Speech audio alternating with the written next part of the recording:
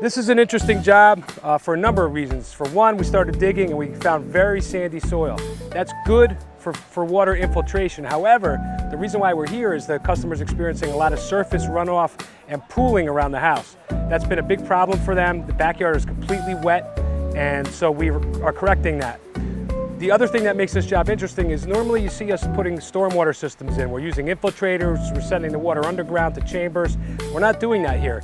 They didn't want to incur the cost of a big gallery of Coltex, so what we're doing is sending the water down to the edge of the property to a level spreader underground to dissipate and spread that water along the property line underground. It is effective, it will work.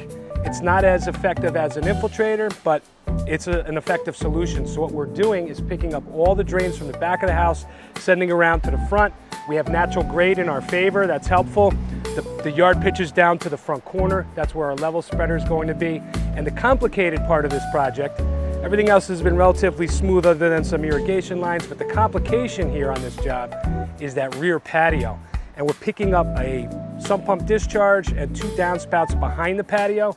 We had to come underneath the patio to achieve it.